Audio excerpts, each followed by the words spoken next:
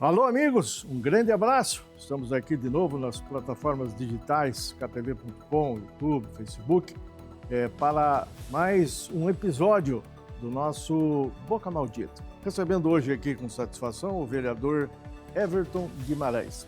Estamos priorizando nesse momento, viu, meu caro vereador Everton, uma conversa, um bate-papo, atualizando os assuntos relacionados com a política de Cascavel.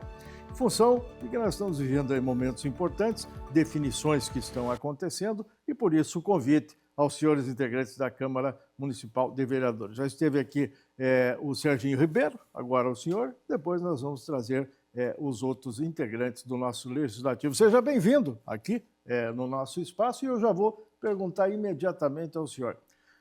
O senhor se elegeu pelo PMN e agora está no Democrata. O que aconteceu? Obrigado pela presença. Obrigado, Miguel. Bom dia, boa tarde, boa noite para quem está nos acompanhando. Exato. É uma satisfação, Miguel, estar aqui. Já parabenizo o senhor por essa casa, por estar aqui. Parabéns. Miguel, eu me elegi pelo PMB, mas o PMB apenas mudou a nomenclatura. Já fazia algum tempo que eles queriam mudar o nome, Partido da Mulher Brasileira. Eles mudaram o nome, conseguiram no STF autorização. Então, agora o partido se chama Democrata, sem o S. Então, Muito hoje bem. faz parte do Democrata. Aí alguém pergunta assim, mas isso é discriminação? Nós temos conversado aqui, nossos convidados também, nesse mesmo espaço, sobre a questão da mulher e tudo mais, né? Valorização. E agora, o Partido da Mulher, que, na verdade, não elegeu nenhuma mulher, né? Não, Nesse momento. nem aqui E nem em agora outros lugares. Não tem mais a mulher no nome do partido. Claro que não tem nada a ver com discriminação.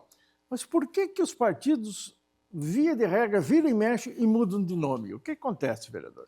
Eu acho que, sendo muito sincero, Miguel, falta de identidade dos partidos. Hoje, se nós olharmos a fundo, poucos partidos têm identidade. Nós olhamos hoje, os partidos que mais têm identidade são ligados à esquerda, que a gente sabe o que pensam, como pensam, ainda que a gente contrarie, pelo menos erro o que eles pensam, mas a gente sabe o que eles pensam. Agora, os outros partidos de centro, de direita, têm esse problema, não têm identidade. Aí nasce um partido, PMB, Partido da Mulher Brasileira. Talvez em todo o tempo que ele existiu, não trabalharam a questão da mulher. E aí foi obrigado a mudar de nome, porque até fica incongruente. Só tem homem e não tem uma política para a mulher dentro do partido. E aí fazia muito tempo que eles queriam mudar de nome e agora conseguiram. Muito bem, o vereador Everton Guimarães, ele tem uma ligação muito grande também com o segmento religioso e o movimento Tabor também, né? Agora, recentemente, o convidamos e ele tinha encontro com o movimento Tabor. A juventude é o mote principal desse movimento, né? E o senhor trabalha, transita bem nesse meio aí. O seu mandato tem, de alguma forma, produzido e tem dado atenção para os problemas relacionados à nossa juventude? Sim, tem, Miguel. Eu destaco aqui de forma veemente o Vape Zero, o combate ao vape, onde ano passado nós atingimos mais de 30 escolas e esse ano a gente vai dobrar. E estaremos com os alunos da FAG, de Medicina, lá na escola mostrando os malefícios desta droga que está entrando dentro das escolas. Professoras pegando na mochila um vape do aluno que fuma ali no intervalo, fuma escondido, com 12, 13, 14 anos, fumando uma droga. Então, sim, o meu partido, o meu mandato tem se baseado muito em ajudar a juventude a formar consciência. Jovens que não querem mais saber de política precisam, sim, olhar para a política, olhar para esse instrumento que é a política de transformação, Miguel. A gente sabe, só que, assim, muitos não querem a política porque conhecem a velha política, né? E daí por isso que muitos não querem se meter na política. Vereador Everton, a criança sai de casa, o adolescente, tal, com vape na mochila, o senhor falou aí, né? Evidentemente que há uma ausência total, uma fiscalização que não existe por parte dos pais ou dos responsáveis, né? E quando se diz assim, olha, tem que dar uma olhadinha na mochila, tem que dar uma verificada e tudo mais, está cada vez mais distante. Hoje a juventude meio que se manda. Questão da fiscalização na escola, como é que o professor, como é que os responsáveis estão aderindo aí a essa campanha da Câmara Municipal e de outros segmentos também aí contra esse veneno aí que é o vape? Olha, Miguel, a gente ficou muito feliz, eu e aqui também tenho que destacar o vereador Hudson, nós dois somos os autores da lei, da abertura das escolas, até das particulares, para que nós pudéssemos fazer esse trabalho. As professoras, elas acabam achando, não é bom que seja revistado. Até no início da lei, junto com o PROCON, a gente estava querendo até fazer uma ação de revistar e tal, e daí a gente foi instruído pelo promotor, olha, é bom não fazer isso, não é legal, né? E aí a gente falou, não, então vamos pela conscientização. O que as professoras também estão fazendo na sala de aula? Conscientização. Quando acha, chama o pai, chama a mãe, e aí, Miguel, você destacou um problema. A família. A família que não olha mais o que seu filho está consumindo na internet. A família que não olha mais o que seu filho está levando para a escola. O que ele está consumindo de drogas ilícitas. Esse é um grande problema. Pais e mães que se afastaram dos seus filhos. E muito por causa das redes sociais, do celular. Agora, se acontecer um flagrante, vamos dizer, entre aspas, aí tal, uma constatação e tal, qual que é o encaminhamento? Porque tem a lei, tem todo um objetivo, conscientização e tudo mais, mas daqui a pouco as coisas acontecem. Tem algum tipo de... Não vamos falar punição. Punição já é o malefício que a droga causa. Muitas pessoas não entendem, não compreendem, mas já estão sendo punidas. Sim. Saúde, tudo mais, né? Mas tem alguma medida que acaba fazendo com que a pessoa tenha mais cuidado e não repita aquilo depois? Penalização? Vai ser difícil, Miguel, porque são menores, então fica um pouco complicado, mas a gente pode sim, ao pegar, e se os pais souberem, eles são responsabilizados. Tem os pais. Aí tem todo o trâmite que a professora tem que ir fazer um termo circunstanciado, fazer uma denúncia mesmo. É uma burocracia grande. A gente quer evitar isso, Miguel. O que no primeiro momento as professoras fazem é conscientização. É pegar, conversar, chamar o pai e a mãe. Olha, que não se repita. Olha, teu filho está com uma coisa que vai prejudicar muito a sua vida. Então, o primeiro caminho que os professores estão encontrando é a conscientização. Agora, o vereador e todos nós aqui que somos desse espaço, os pais, os responsáveis, os técnicos na área da saúde também, todo mundo está careca de saber que a fumaça, aí nós falamos do cigarro convencional, falamos da maconha, falamos de outros tantos produtos aí, são uma tragédia para a saúde da pessoa, né? E eu acho que o jovem, ele tem essa consciência, ele sabe onde está se metendo, ele não desconhece que está prejudicando a sua saúde. E aí, de repente, viu, vereador, tem muita gente que entende assim, muita palestra, muita conscientização, problemas mais diversos e não resolve nada. Será que não tem que dar uma apertada, de alguma forma? Olha, Miguel, pela experiência que nós tivemos com os professores e com os alunos de medicina aqui da FAG, o projeto deu certo da forma que eles fizeram, de conscientização, de mostrar exemplos de pessoas que ficaram doentes, de pessoas que morreram. Você mostrar um testemunho mesmo, falando, olha aqui, olha, essa pessoa tinha uma saúde perfeita. Entendi. Por causa desse uso do vape, ela morreu. Inicialmente parece até meio agressivo isso aí, mas você faz necessário. É agressivo, mas isso aí. É agressivo. Até no primeiro momento você fala, puxa vida. Mas. E nós estamos falando de câncer, né? É de câncer. Estamos falando de câncer. Porque o senhor sabe, já estudou isso mesmo, não é a sua área técnica, nem a nossa, mas a gente sabe que tem muitos produtos químicos dentro, faz uma mistura tal, e acaba...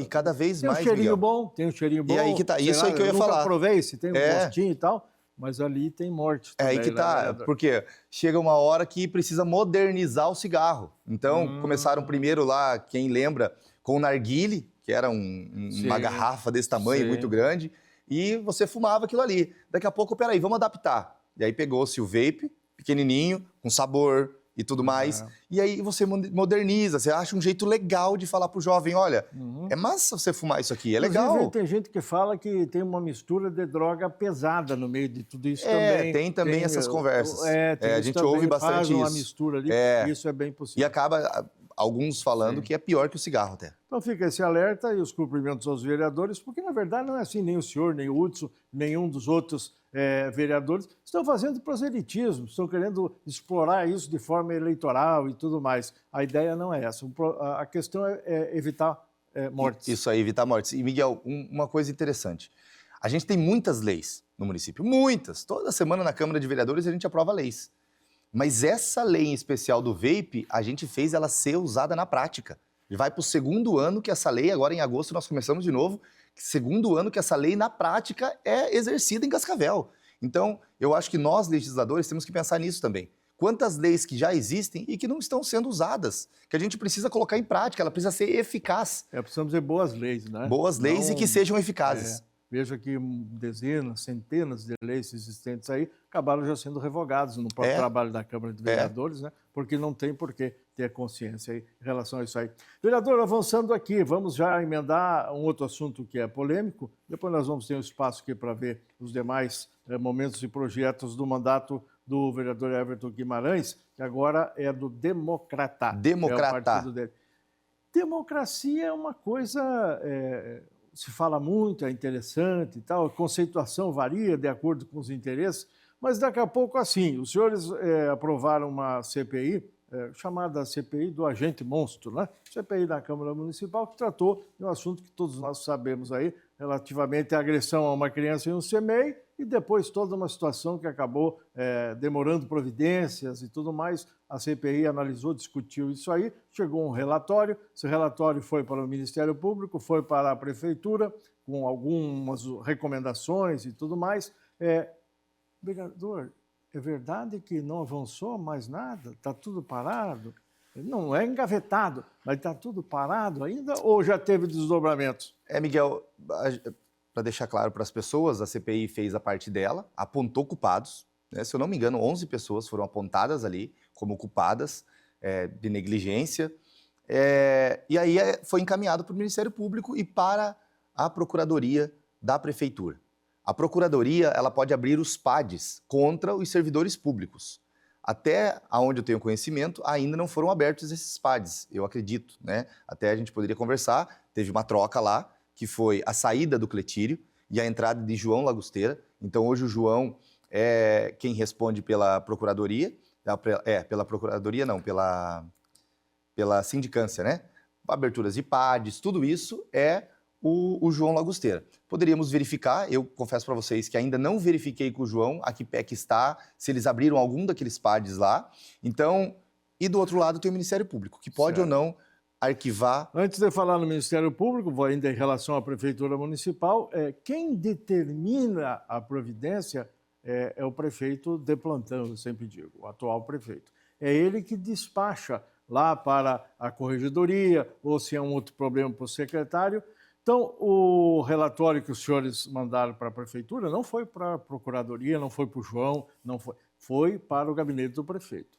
E o prefeito, então, despacha. Isso. Ele despacha e fala, manda lá para a Procuradoria para analisar se vamos fazer ou deixar de fazer. Então, entendo e sei que o prefeito despachou, sim, encaminhou para o setor jurídico, lá para o Joãozinho, que está agora no lugar do Cletírio, só que parou por aí. O que nós estamos sabendo. O prefeito ainda não mandou fazer nada. O jurídico, há uns 2 meses atrás, Miguel, ou menos talvez, ele estava analisando, porque ele até pediu alguma coisa para a nossa assessoria, algum detalhe ali, e eles estavam analisando. Ali que eu vi que estava com o procurador. Sim, né? Mas agora, Miguel, a gente fala, parou. Não, peraí. A partir da abertura da CPI, nós chamamos a atenção da população, nós chamamos a atenção para quem cuida dos PADs, que em Cascavel a gente não tolera, de novo, que um PAD fique 4 anos parado, arquivado. Nós chamamos a atenção nas escolas para que o cuidado seja maior com as crianças.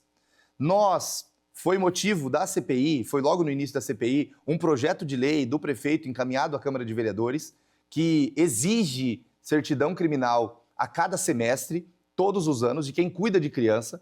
Então, assim, a CPI, logo no momento em que eu trago aquele assunto e nós abrimos a CPI, ela começou a dar resultados ali já. Talvez o resultado que muitos querem ainda seja aquelas pessoas que foram colocadas ali como erro, negligência, que elas sofressem um processo administrativo. E talvez é isso que deveria acontecer, porque foi isso que a CPI indicou. Né? O vereador Hudson indicou isso, abertura de PADs para todas essas pessoas. Mas, de alguma forma, a gente pode dizer, sim, que a CPI ela influenciou e vai influenciar na vida das crianças. E no andamento também daqueles que dirigem os CMEIs, escolas e tudo mais. Sim. Porque veja o problema que aconteceu, envolvendo o agente monstro, aconteceu dentro de um CMEI, que é um estabelecimento, até certo ponto, pequeno, tem uma comunidade relativamente pequena, tem equipes que cuidam, e o ataque, a agressão à criança, ela aconteceu dentro do CEMEI. Dentro do CEMEI Então, e analisando e ninguém abrindo a viu, CPI, e Miguel. ninguém viu, ninguém sabia e tudo mais. E aí depois se constatou assim, que as pessoas, no decorrer do trabalho da CPI, as pessoas não querem assumir uma posição. Aí as pessoas iam lá depois, eu assisti os depoimentos, e diziam assim, olha, vereador, eu não me lembro, eu não sei, eu não me lembro e tal, né? Claro que tem uma orientação jurídica nisso, o senhor é advogado, sabe muito bem que é mais fácil isso. Mas o que acontece? E eu pergunto ao vereador, pode estar acontecendo mais agressões, mais ataques e a gente não sabe? Eu acredito que não, Miguel, porque quando a gente chamou atenção, e logo que começou a CPI, eu recebi diversas pessoas denunciando. E a maioria delas, ou quase todas, o profissional já estava exonerado.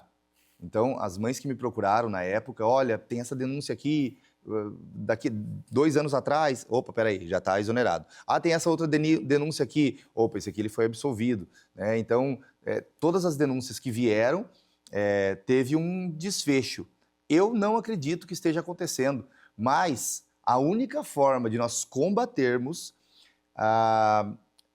o abuso sexual dentro das escolas é câmera nas salas de aulas, Miguel. Como é que está tem esse outro projeto caminho. aí? Andou? Olha, o único problema é dinheiro, né? Hoje é dinheiro, precisa de dinheiro para colocar a câmera em todas as salas de aula, né?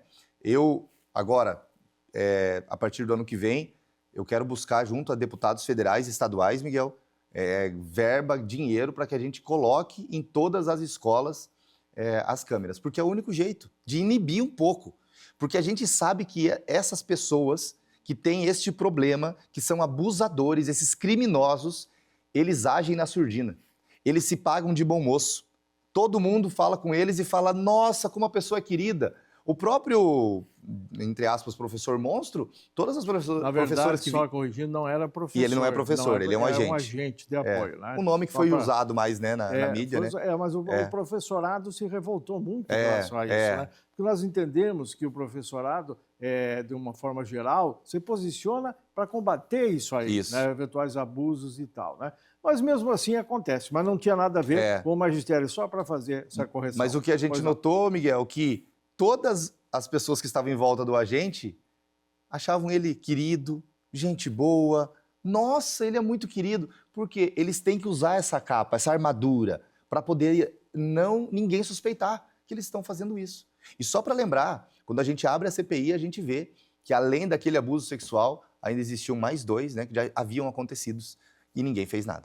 Isso é uma coisa bastante sintomática. A sociedade, muitas vezes, até procura esconder a cabeça, que nem o avestruz, né? Para não se meter e tudo, mas não é comigo, não é na minha família. E existe o medo também, né, Miguel? Não vão se envolver e tudo mais. Mas não pode ser assim. Existe duas coisas que eu notei. Existe o medo das pessoas de se envolverem. Medo mesmo. E hoje a sociedade está muito preocupada com o seu próprio umbigo. Eu poderia ter recebido a denúncia e podia ter ido para casa e falado, olha, não é comigo, para que eu vou me envolver nisso? Eu posso sofrer ameaça, pode ter muito problema. Pessoas me falaram isso quando eu saí da tribuna. Everton, você está mexendo num vespeiro, não faz isso, vai cuidar do teu mandato. Então as pessoas têm medo. E segundo, o grande problema ali da CPI, Miguel, e você sabe mais do que eu, é que todos eram servidores e tinham, às vezes, medo de represária lá dentro. Então, como é que eu vou denunciar uma falha no sistema, um problema aqui, do gestor, da secretária, de quem... É melhor eu só ir lá e falar que não vi nada, que não sei nada e pronto. E joga a culpa para outro. O senhor concorda que essa questão da pedofilia assim, alguma coisa tipo uma grande máfia? É um crime organizado, vamos dizer melhor assim, né? Isso é mundial, certo? É mundial. No Brasil existe ramos. E aí falam assim, vereador, que em Cascavel, até mesmo na questão educacional, nós temos tentáculos aí, temos uma infiltração, porque, veja, é uma questão que dá muito dinheiro, né? Mexe com valores altíssimos, assim como narcotráfico e tudo mais. E aí tem gente que defende essa tese aí, que a autoridade policial deveria agredir um pouco mais nesse sentido, investigar melhor, ampliar, tudo mais. O senhor concorda que pode ter uma ramificação aí, tentando se infiltrar, inclusive, na rede de ensino? Eu acho que era possível, sim, eu acho que era necessário, principalmente na rede de ensino, né, que a polícia se infiltrasse mais. Nós temos aqui em Cascavel a delegada Thaís, que faz um belo trabalho. e eu acho que precisariam que a polícia se infiltrasse mais nas escolas, porque além da família, que é um lugar também que acontece muito abuso sexual, mas na escola a gente não pode admitir, nós como Estado, nós como poder público, que uma criança que vai lá para estudar, a inocência dela seja roubada e ela seja abusada. Eu, há 3 anos atrás, Miguel, bateram na minha porta, a Polícia Federal, procurando alguém que estava abusando de uma criança. E a pista que eles tinham, que veio lá da Europa, a Interpol identificou eles falando em português. Então vieram e notificaram a Polícia Federal. E aí a Polícia Federal conseguiu uma prova, que era a camiseta do movimento, do Tabor. Movimento Tabor. E, através disso, chegaram em Cascavel, chegaram a mim e começaram a procurar. Graças a Deus não era ninguém do movimento, mas era alguém que deve ter pegado a camisa de alguém que jogou fora, doou. E aí estouraram na região norte de Cascavel uma pessoa que estava abusando de uma criança com um estúdio parecido com esse, que ele ficava gravando as atrocidades que ele fazia com aquela criança e ele vendia para o mundo inteiro, na Deep Web, numa internet escura que existe, todos esses materiais. Sim. E rola um dinheirão. É incrível isso. Sim. Então, assim, como a gente tem que voltar aos nossos olhos. A CPI não pode ser só um momento que aconteceu, falamos disso e parou. Sim. Eu até estou ensaiando bastante tempo já, quero achar o momento certo para a gente abrir a frente parlamentar contra o abuso sexual. Pois então, seria a próxima pergunta, porque isso foi falado lá durante o andamento, o senhor deu entrevistas e tal, e aí outros vereadores também falaram, não, eu apoio e tudo mais, mas aí parou tudo, não andou, já estamos na metade do ano seguinte. Eu fiquei tentando achar o momento certo e eu acho que vai ser agora, encaminhando para o final do ano, a gente vai abrir ela, para também coincidir com a campanha da Fraternidade da Igreja Católica, que vai falar sobre as crianças. Então... eu diria sim, que não demore muito, né? Porque os problemas estão acontecendo, né? Na verdade. Então não temos que seguir em frente para mexer com a sociedade. Você fala em igreja, campanha da Fraternidade, Tabor e tudo mais. Tivemos um caso rumoroso envolvendo um padre aí também, né? Sim. O padre que, inclusive, segue preso. Lá em Curitiba, e um processo todo está andando também, na esfera judicial, na esfera canônica também, mas é tudo muito devagar, né? O senhor é advogado, é assim mesmo? É assim mesmo, é assim mesmo. Não é porque o homem é padre.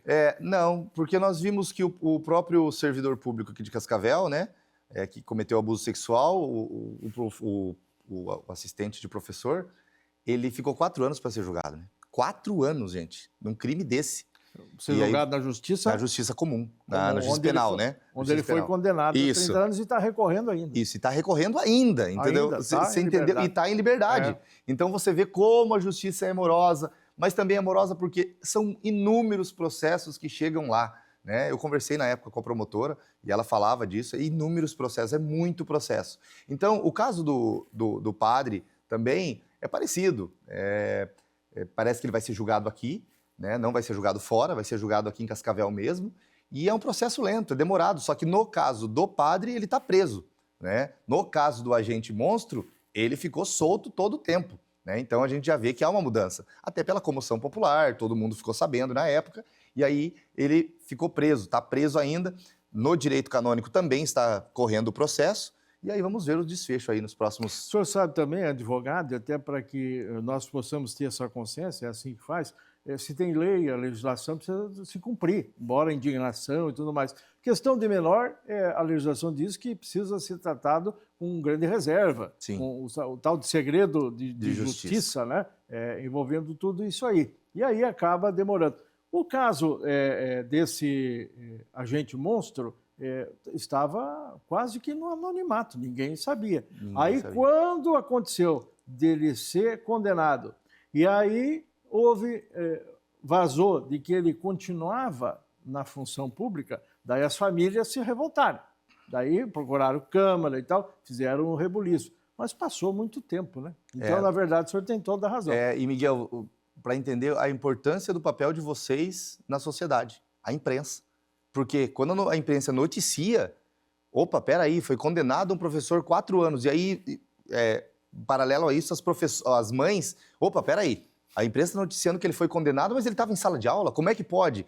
Então, o papel é importante da sociedade, mas também da imprensa. Quando a imprensa se movimenta e noticia gera uma repercussão muito grande. Claro, a sociedade discute, E escuta, debate. discute. Por exemplo, a repercussão disso aí, tudo aconteceu ainda na gestão do ex-prefeito Leonardo Paranhos, e, na verdade, a questão de afastar qualquer servidor que tiver um envolvimento comprovado nisso e que vai responder, foi o prefeito Renato que baixou a legislação, né? O senhor sabe, né? Então, isso foi um avanço. Agora, se aconteceu, daí, enquanto virar notícia, o agente ele sai de circulação. Imagina o agente monstro sendo investigado nesse CMEI e ser remanejado para outro.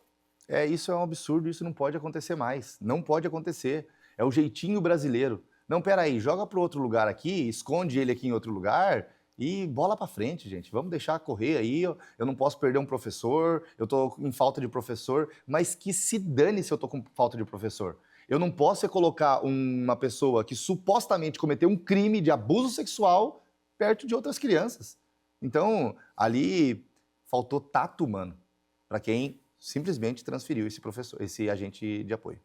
Vereador Everton, vamos avançando neste momento importante. Nós vivemos aí decisões que acontecem na esfera política, e aí aqueles que são candidatos nas várias esferas da eleição que acontecerá no início de outubro, eles têm as suas bandeiras e falam e fazem os seus discursos, dizem o que vão dar prioridade.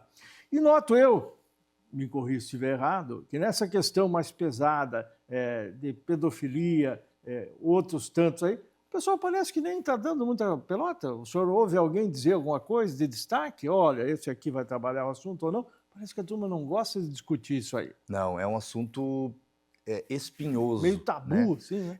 E a gente vê... Mas não dá voto isso? Mas a gente vê, Miguel, a gente vê que, por exemplo, nos Estados Unidos, a gente tem uma grande parcela de poderosos que estão no meio da pedofilia. Né? O Epstein agora, o caso Epstein agora, a gente viu poderosos que estão no meio. Será que aqui no Brasil também não é assim? Será que é só lá nos Estados Unidos? Então, talvez ninguém fala sobre isso por medo, porque tem muita gente grande que pode estar envolvida. Então, eu acho que é isso. As pessoas não gostam de falar, não envolvem muito desse assunto. A gente viu a Damares falando muito sobre isso lá no Piauí, no Pará, lá para cima, que tinha muita exploração sexual de menor e ninguém dava ouvidos. E depois que estoura uma bomba grande, aí todo mundo se comove e fala, mas ela mesma, a Damares, falou muito sobre isso. Mas, às vezes, tem poderosos em determinados lugares que as pessoas preferem não falar. Aí fala mais alto, entre aspas, o corporativismo. O corporativismo. Na verdade, nem é corporativismo, né? Fica mancomunado, fica responsável também junto. E se ficar protegendo aqueles que fazem, de repente leva uma vantagem. Né?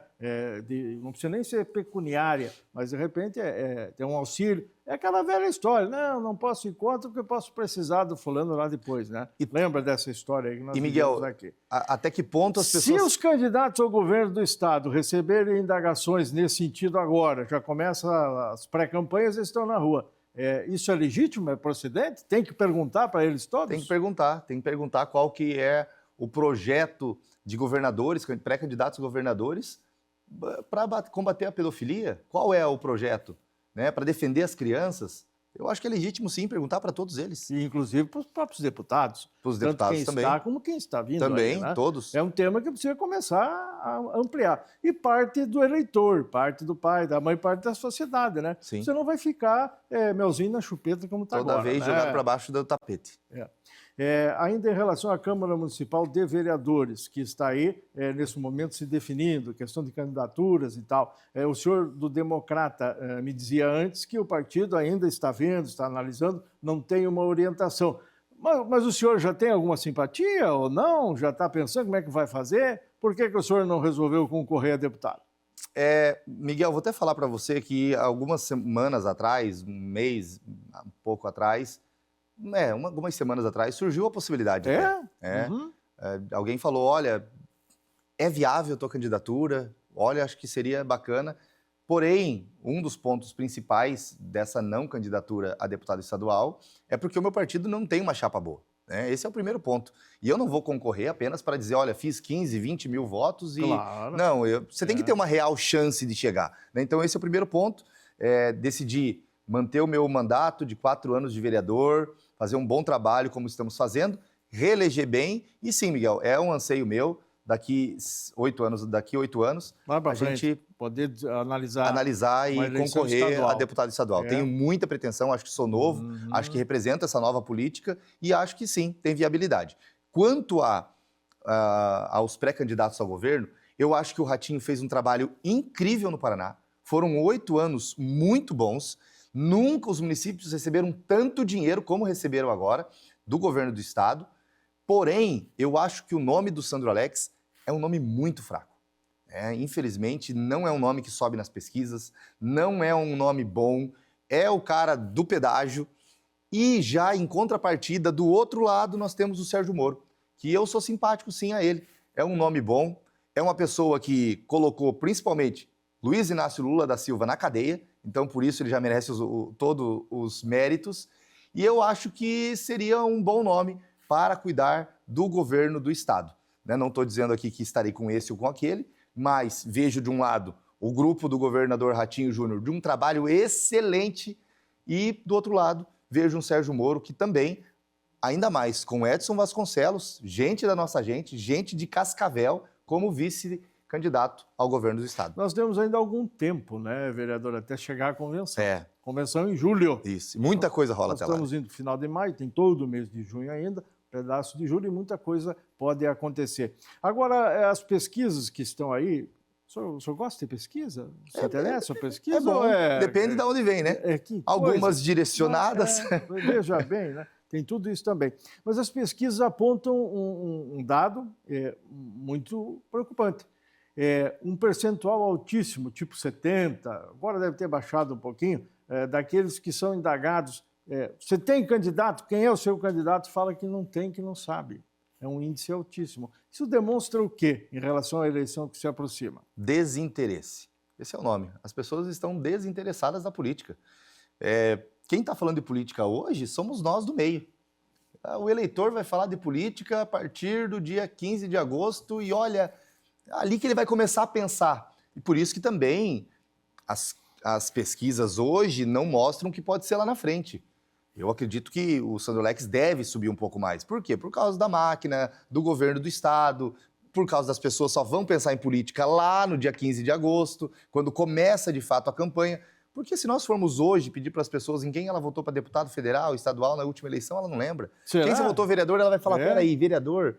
Olha, vereador talvez ela lembre porque é um pouquinho mais perto dela. Mas sempre há esse problema de, peraí, ano passado, quem votei há 4 anos? Senador. Nossa, as pessoas fazem um esforço para lembrar, porque elas estão desinteressadas. E isso é ruim. Sim. É ruim porque a política muda a vida das pessoas. Até daquele que fala, não, para mim política não muda nada. Muda a tua vida. Muda sim. Agora, viu, é difícil de ponderar, considerar, de engolir que alguém agora diga assim, eu nem me lembro em qual vereador eu votei. Isso é uma confissão de absoluta o desinteresse que o senhor fala, mas mais do que isso, uma alienação. Uma ignorância. Porque alguém esquece que tem filho, que vai depender de educação, vai depender de profissão, vai depender de moradia, vai depender de um monte de coisa. E é o político, o vereador no município, o estadual no Paraná e o federal lá em Brasília, que faz as leis e que resolve tudo isso aí, né? Então, pelo amor de Deus, né? Tem que ter interesse. Se interessem. O senhor acha que o seu eleitorado aumentou, diminuiu, esqueceu do senhor, que votou no senhor? Como é que está essa avaliação? Na minha avaliação, Miguel, a gente aumentou o leque, né? Eu fui eleito com 1.800 votos, todos, praticamente 90% dos meus votos dentro da igreja. Isso eu tenho consciência plena. Eu era conhecido dentro da igreja, não no meio político, ainda que eu fui advogado do deputado Márcio Pacheco, do Adelino Ribeiro, mas eu era conhecido no meio religioso. Hoje a gente expande. Com leis que a gente aprovou, a gente abriu outros campos, com a CPI do abuso sexual. Então, eu acredito que os nossos votos aumentaram, com certeza. O senhor tem feito discursos políticos assim mais agudizados contra a questão da esquerda e tudo mais. De vez em quando eu acompanho lá um embate entre um lado e o outro lado, e o senhor às vezes dá uma participada, né? Miguel, eu tenho muito forte para mim essa questão ideológica, porque acabei de falar. Os meus votos são todos da igreja e dentro da igreja esses votos meus são da direita Não, conservadora. O senhor está dizendo que o pessoal da esquerda não vai na igreja? Não tem gente lá dentro? Acho que tem. O pessoal, alguns da esquerda não gostam muito de rezar, né? Eles têm um pouquinho coça um pouquinho, assim, dá uma alergia de coçar alguns, né? Mas tem sim, tem pessoas da esquerda dentro da igreja, existe essas pessoas, porque... Como assim não gosta de rezar? Agora eu fiquei pensando aqui. A gente tem, Miguel... Não, mas a questão da religião e tudo mais, não pode vincular com o partidarismo, tal. Uma coisa é outra. Mas hoje tudo junto. Hoje nós estamos vivendo uma polarização muito grande, né? Até dentro da igreja.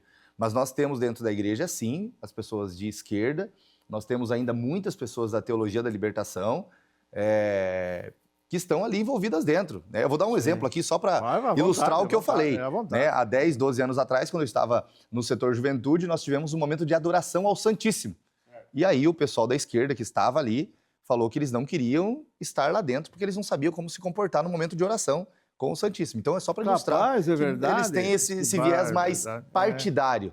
O viés deles dentro da igreja é um viés mais partidário. Na questão do catolicismo, estamos falando aqui, tem lá o batismo. Isso. Batizado. Isso. Aí depois tem a primeira comunhão. Isso. Aí depois vem crisma. Isso. E aí depois assim para frente. E daqui a pouco, lá na fase adulta, num evento desse, a pessoa fala, não quero saber disso. Tem muita gente que faz isso. Assunto religioso e tal, estou fora. Não tenho religião, não acredito, não resolve nada aí. Não pode ser bem assim, né? Nós temos hoje aqui, por causa da colonização portuguesa, nós temos ainda aquele católico não praticante, né, Miguel? Então, diferente dos Estados Unidos. Nos Estados Unidos, a pessoa nasce protestante. Mas ela é aquela protestante, às vezes, que não é praticante. E já lá nos Estados Unidos, nós temos o católico que adere à fé. Então, por causa da colonização aqui, nós temos esse católico. Vereador, o senhor explora a política, tira vantagem e tal? Não, Como é que é? Não, é só bucha.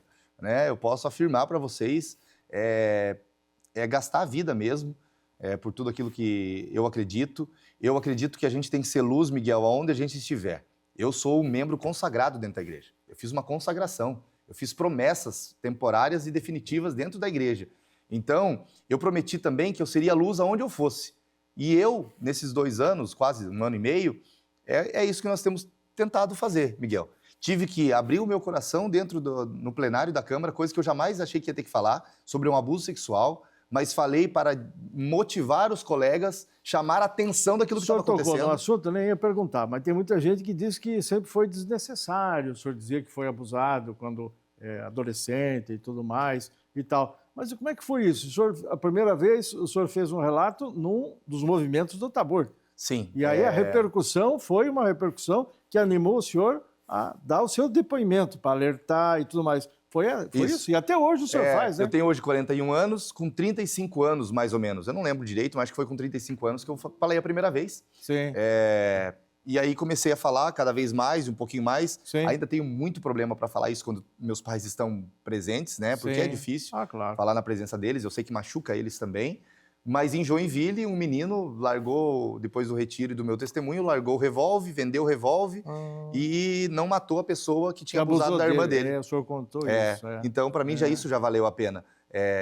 Tudo que eu passei, todo o sofrimento e também por causa da CPI. Muito bem. Temos poucos minutos agora, já estamos fechando. Fique à vontade para fazer um resumão daquilo que hoje o senhor toca com prioridade no seu mandato, primeiro mandato de vereador, né? Somos há 1 ano e meio e ainda tem um tempo grande aí para chegar até 2028. Rumo à reeleição, então. Rumo à reeleição, agora trabalhando aí, né, lógico, todas as candidaturas, a gente está ouvindo deputados estaduais, federais, o governo também, senadores, para a gente também poder indicar para os nossos eleitores aqueles que são, para nós, o melhor candidato. Miguel, nesse tempo todo, cuidamos das crianças, dos autistas, fizemos história em Cascavel com a primeira reunião pública de altas habilidades e superdotação, de mães que estão esgotadas, que estão vivendo isso na realidade, cada vez mais crianças autistas também. Trabalhamos muito forte com isso. Fizemos o PL dos sinais sonoros, acabando com aquele sinal irritante que incomoda os autistas que estão em sala. Também fizemos uma política para as pessoas de Parkinson, que tinham dificuldade para acessar a saúde. Então, um mandato muito participativo com o povo, cuidando daqueles que mais precisam, das crianças. Destaco aqui também a questão dos símbolos religiosos.